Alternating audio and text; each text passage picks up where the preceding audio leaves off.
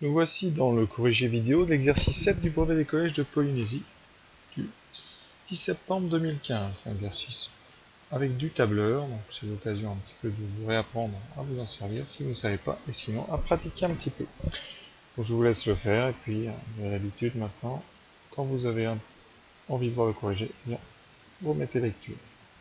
Alors la question 1, c'est donc juste un calcul de distance quand on connaît la vitesse. Alors on vous donne au début du texte donc une formule, ici, qui nous donne la distance d'arrêt en fonction de la vitesse en km/h. La distance est en mètres, c'est important les unités. Donc on vous donne vous la vitesse, ici v est égal à 130 et c'est km/h, donc c'est exactement l'unité nécessaire pour utiliser cette formule. Donc ici la distance correspondante, ça va être 5 sur 18 multiplié par 130 plus 0,006 fois 130 au carré. Donc c'est pas la peine de s'embêter à le faire en tête. On lève la calculatrice. Encore pour taper ça, on va aller doucement. Je mets 5/18 entre parenthèses pour être sûr que les opérations se font bien dans le bon ordre. Ensuite plus 0,006 fois 130 au carré. On trouve 137,51. Alors, on va arrondir 137,51.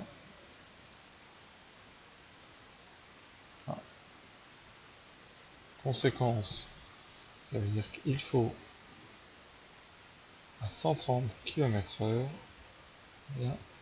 137,51 mètres pour s'arrêter. Et la question est la suivante, est-ce qu'avec, si un obstacle surgit à 100 mètres, est-ce qu'il pourra s'arrêter? Eh bien non. Il ne pourra donc pas s'arrêter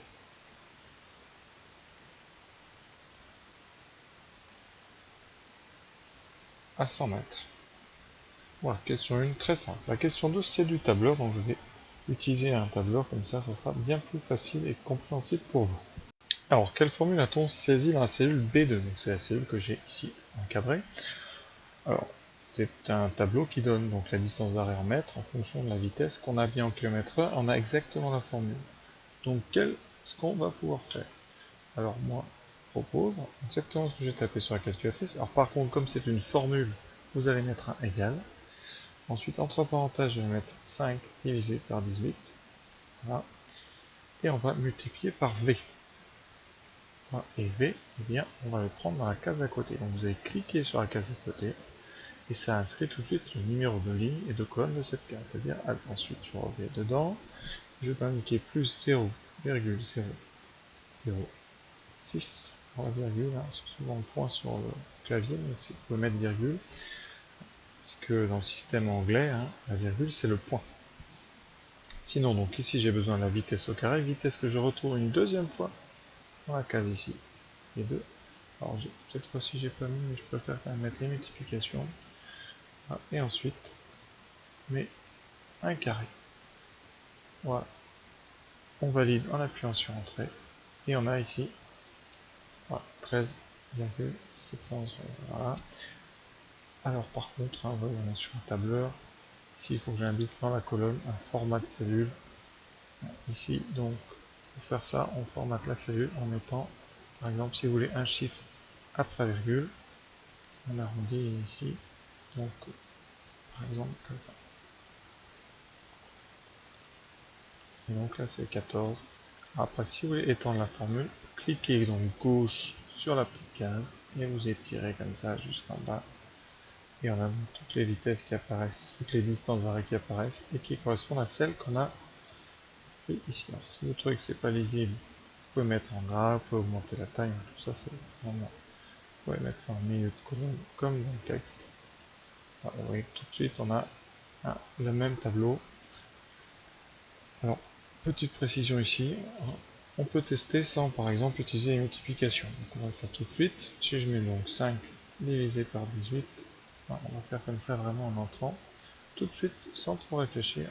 Voilà, fois B2, alors non pardon, pas B2, excusez-moi. B2 c'est fois A2 avec le Alors là on est obligé de mettre le fois. Alors, si vous ne mettez pas le multiplier, vous allez avoir un petit souci. On va voir. Ensuite plus 0, 1, 2, 3. Je ne vais pas le multiplier. Et je mets v carré. Alors v carré non, pardon. Je vais pas mettre v carré, je vais mettre la case A2 au carré. Et j'entre. Et vous voyez qu'il y a une erreur. Parce qu'il n'y a pas les multiplications. Peut-être ici parce qu'il y a un petit A. Voilà. Donc là on a des erreurs. L'ordinateur ne comprend pas ici. Donc c'est pour ça qu'il faut mettre multiplier par A2. Oui, ici on va vérifier. Ça ne marche toujours pas. Oui. Donc, on continue. On met multiplication. Et voilà, tout de suite, c'est mieux, vous voyez, donc hein, les multiplications sont très importantes, donc on va les mettre. Peut-être sur certains tableurs, elles sont pas nécessaires, mais sur celui-là et sur OpenOffice, et sur celui qui est payant, hein, c'est obligatoire. Voilà, donc la formule, je vous la propose hein, ici. Dans quelle formule? Eh bien, on a tapé, donc c'est égal, donc 5 divisé par 18. Alors moi, j'aime bien mettre les parenthèses pour être sûr. L'étoile pour le multiplier, fois V que vous allez lire en A2, plus 0,1, 2, 3 fois A2. Alors si vous voulez éviter le carré, par exemple, parce que vous ne vous rappelez plus du carré, vous pouvez mettre aussi fois A2 fois A2, ce qui équivaut en carré. Donc soit ça, ou ici vous mettez A2 avec le chapeau au carré. Voilà, surtout le égal, très important. Ça c'est pour une formule.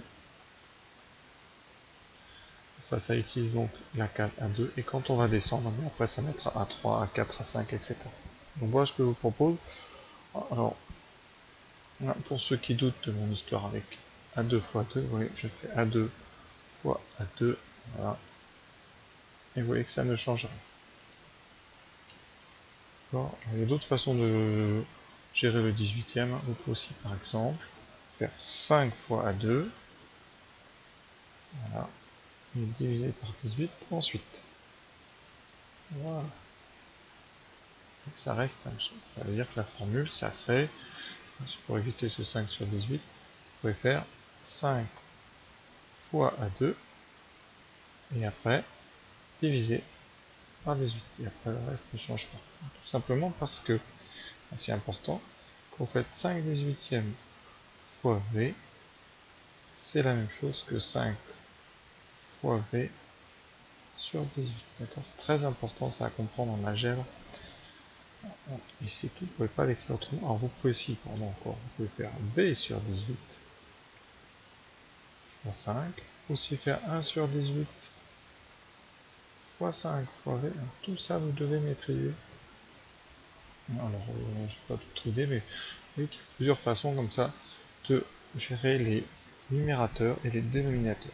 Ce qui compte, c'est que dans les multiplications, les dénominateurs restent toujours en dessous, et les dénominateurs restent, et les numérateurs restent en dessous, sachant qu'un nombre ici, fois V, c'est un numérateur, c'est comme si vous aviez ici un divisé par 1 invisible. Pareil ici, quand j'ai écrit ça, c'est comme si vous aviez 5 sur 1, ici 5 sur 1, et sur 1. D'accord? C'était pas un exercice, mais c'est pas inutile de savoir ceci. Donc, voilà, là j'arrête, donc on passe maintenant à la question 3. Alors la question 3, donc lorsqu'on va 2 fois plus vite, il faut une distance 2 fois plus grande pour s'arrêter. Ça veut dire que si on multiplie la vitesse par 2, la distance est 2 fois plus grande. Donc on va regarder un petit peu dans le tableau ce dont on dispose. Alors ici je vais mettre vitesse et distance, les vitesses qui m'intéressent. Vous avez 30, 14, donc pour 60 on devrait avoir 28. Et pourtant pour 60 on a 38. D'accord? Donc ça veut dire qu'ici on a fait x2. Et ici on a fait beaucoup plus que x2. On a fait 14 fois 2, quelque chose. Donc là si vous voulez savoir, vous prenez la machine, encore une fois, et vous prenez, et vous faites 38 divisé par 14, et vous allez multiplier par 2,7. Ouais. Fois 2,7. On peut aussi essayer avec 40. 40, on prenne en 21 mètres. Alors que pour 80, on devrait prendre 42, donc prendre pour 61. Donc là, vous allez multiplier par 2, alors qu'ici, vous allez multiplier par quasiment 3. Ça va faire 2,9. Donc il faut faire 61 divisé par 21. Oui. 61 divisé par 21. On obtient 2,9. Donc là, oui, on fait quasiment un triplement. Qu'est-ce qu'on a de possible? À 50, on peut faire aussi. 50, on met donc 29 mètres. Et à 100, on met 88 mètres. Ça veut dire qu'ici, on a fait x2. Et là, on a fait 88 divisé par 29. Qui donne 3. On dépasse 3. C'est 3,03. Oui. Donc, l'affirmation est fausse. Vous pouvez laisser ça. Hein. L'affirmation est fausse. Car, par exemple,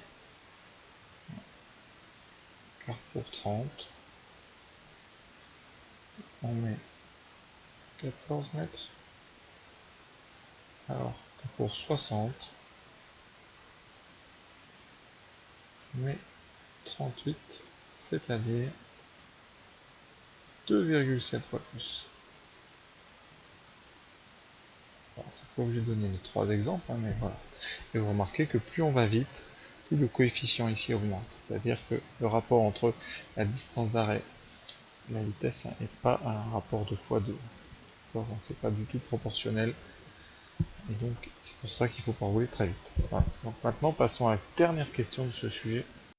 Alors, on vous dit, on vous donne une règle, hein, pour une vitesse comprise entre 50 et 90. Donc ici je vais mettre toutes les vitesses, 50, 60, 70, 80 et 90. Hein, on donne donc estimation. Alors, ici je vais mettre estimation. Ensuite, valeur distance réelle. Distance. Et on va comparer. Alors l'estimation, on dit quoi? Il faut multiplier par lui-même le chiffre des dizaines de la vitesse. Donc ici le chiffre des dizaines c'est 5, donc estimation c'est 25 mètres. Distance réelle pour 50 c'est 29 mètres. Pour 60, le chiffre des dizaines c'est 6, donc on aura 36. 60 c'est 38, c'est pas trop mal. Oui. 70 c'est donc 7 au carré, 49. 70, 49, ça c'est parfait. 80 c'est 61, pardon c'est 8, donc c'est 8 x 8, 64, sinon c'est 61. Et pour 90, il y a 9 x 9, 81, et c'est 74. Alors, on vous dit, on vous donne une règle, hein, pour une vitesse comprise entre 50 et 90, donc ici je vais mettre toutes les vitesses, 50, 60, 70, 80 et 90. Hein, on donne donc estimation. Alors, ici je vais mettre estimation. Ensuite, valeur distance réelle. Distance. Et on va comparer. Alors l'estimation, on dit quoi? Il faut multiplier par lui-même le chiffre des dizaines de la vitesse. Donc ici le chiffre des dizaines c'est 5, donc estimation c'est 25 mètres. Distance réelle pour 50 c'est 29 mètres.